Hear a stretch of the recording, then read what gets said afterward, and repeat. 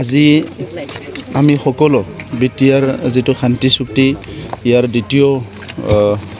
বৰ্ষ হ'ল আৰু এই দিনটো আমি সবে সেলিব্ৰেট কৰিছো আৰু সমগ্ৰ বিটিআৰ অঞ্চলত বিভিন্ন দল সংগঠনে আমাৰ চৰকাৰৰ বাহিৰেও সকলো এইটো সেলিব্ৰেট কৰিছে কিন্তু কোভিড প্ৰটোকলৰ কাৰণে আমি খুব সীমিত কিছুমান প্ৰগ্ৰাম ল'বলৈ অনুৰোধ কৰিছো এই প্ৰটোকলটো সকলো মানি চলিব লাগে বুলি আমি বহুত ডাঙৰ এটা মাছ প্ৰগ্ৰাম এই বছৰ আমি কৰা নাই তো মই সকলোকে প্ৰথমতে আজি 2 বছৰ যেটো শান্তি চুক্তি হৈ গ'ল ইয়াৰ কংগ্ৰেচুলেশ্যন জনাইছো আমাৰ শহীদ সকলক আমি সকলোৱে আজি স্মৰণ কৰিছো যে আমাৰ শহীদ সকলৰ কাৰণে বড়ো জনগোষ্ঠীৰ যেটো অস্তিত্ব ৰক্ষা পৰিচয় অস্তিত্ব ৰক্ষাৰ যেটো সংগ্ৰাম হেতু বহুখিনি আগুৱাই গ'ল আজি বড়ো জনগোষ্ঠী যদি ভাৰতবৰ্ষত বা বিশ্বত নিজৰ পৰিচয় দিব পাৰিছে হেতু আমাৰ শহীদ সকলৰ কাৰণে এই কাৰণে মই শহীদ সকলক প্ৰথমতে স্মৰণ কৰিছো আৰু আজি আমি সকলো মিলি বডফা উপেন্দ্ৰনাথ ব্ৰহ্মৰ সমাধিত আহিছো তেখেতক আমি এই সময়ত সেৱা জনাবলৈ কাৰণ এই গোটেই ৰোড মেপটো বডফা উপেন্দ্ৰনাথ ব্ৰহ্মই আৰম্ভ কৰিছিলে কি আমি পলিটিক্যাল ৰাইটৰ কথা সোশিও কালচাৰেল ৰাইটৰ কথা এইবিলাক কথাবিলাক বডফা উপেন্দ্ৰনাথ ব্ৰহ্মই বড়ো জনগোষ্ঠীৰ মাজত সজাগতা আনি এটা সংগ্ৰামৰ পথেৰে লৈ আহিছিলে আৰু সেই সময়তে বডফাই কৈছিল লিভ এণ্ড লেট লিভ আজি সেই বাণীৰে আমি আগবাঢ়ি গৈ আছো আৰু বড়ো জনগোষ্ঠীটো 100% পিসফুল এটা জনগোষ্ঠী হিচাপে আৰু ডেমক্ৰেটিক এটা সোসাইটি হিচাপে গঢ় দিয়াৰ কাৰণে আমি কাম কৰি আছো বিটিসি চুক্তি বহুত ক্ষিপ্ৰতাৰে ৰূপায়ণ হৈ গৈ আছে কিছুমান বিটিআৰ চুক্তি কিন্তু কিছুমান দফা আছে এই দফাবিলাকত অলপমান কনফ্লিক্ট অফ ইন্টাৰেষ্ট আছিলে সেই কাৰণে সেই দফাবিলাক খুব সিস্টেমেটিক্যালি সলিউশন কৰাৰ কাৰণে অসমৰ মুখ্যমন্ত্ৰী ডাঙৰীয়া আৰু আমাৰ চুক্তি কৰা সংগঠনবিলাক আমি একেলগে মিলি আগবাঢ়ি আছো NDFBৰ 4000তকৈ অধিক আমাৰ যি কৰ্মীসকলৰ ৰিহেবিলিটেশ্যন ইতিমধ্যে দিয়া হৈছে আৰু যিখিনি বাকি আছে হেতু বহুত অতি শীঘ্ৰে এটো দিব বুলি আমি এটা প্ৰক্ৰিয়া এটা আৰম্ভ কৰিছো আৰু লোৱা হৈছে মাৰ্টিয়াৰ সকলৰ কাৰণে যেটো আছে ইয়াৰ লিষ্টটো প্ৰিপেয়াৰ কৰোতে অলপ টাইম লাগিছে আমাৰ সংগ্ৰামী সংগঠনবিলাকৰ বহুতখিনি সময় লাগিছে সেই কাৰণে মাৰ্টিয়াৰ সকলৰো এক্স গ্ৰেচিয়াটো দিয়াৰ কাৰণে আমি আগবাঢ়ি আছো আৰু বাকিখিনি দফা যেটো আছে যিখিনি দফা ইমপ্লিমেন্ট কৰিবল চুক্তি কৰা সংগঠনবিলাক আমি একেলগে মিলি আগবাঢ়ি আছো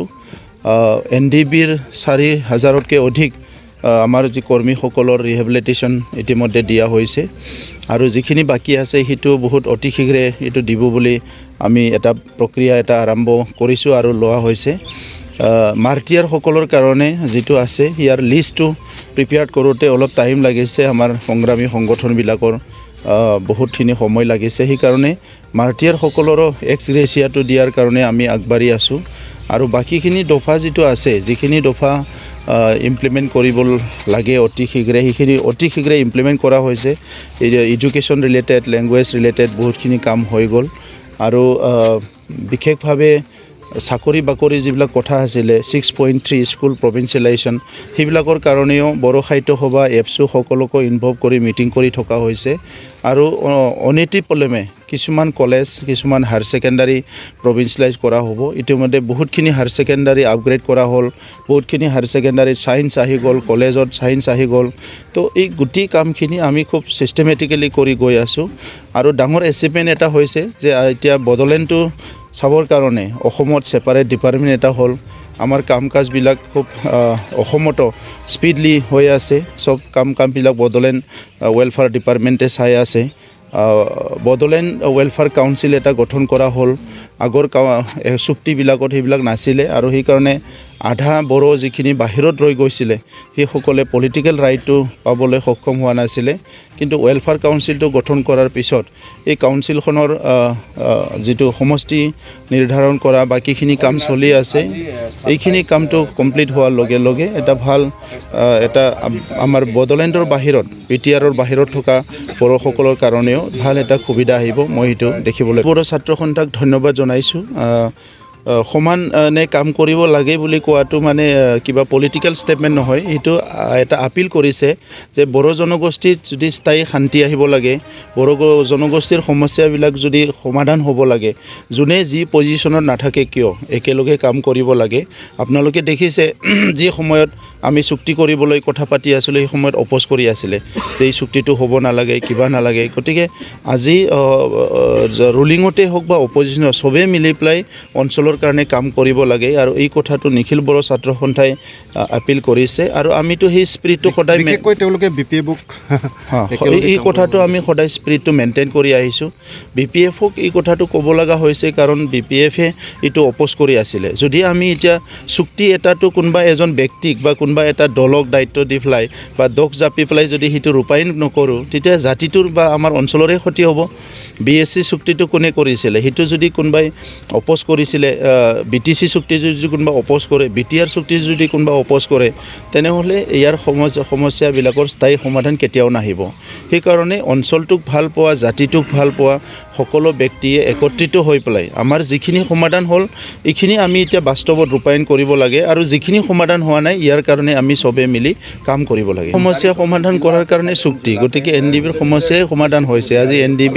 ডিজিগনেটেড কেম্পত নাই, জংঘলত নাই, ঘৰলৈ আহিছে, সেইটো ডাঙৰ কথা। কিন্তু ৰঞ্জন দৈমাৰী ডাঙৰীয়াৰ ক্ষেত্ৰত তেখেতৰ আমাৰ চুক্তিৰ আগতে তেখেতৰ ভাৰ্ডিকটো ওলাই গৈছিলে। এই হিচাপে